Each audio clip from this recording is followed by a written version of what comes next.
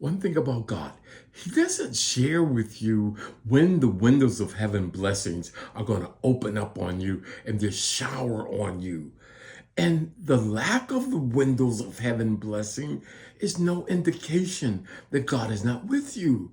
When you least expect it, God will open up the windows of heaven and pour you out blessings you won't even be able to receive them all. So you be strong in the Lord. You be rooted and grounded, always abounding in love and in the grace and blessing others. Don't worry, it's about the rain.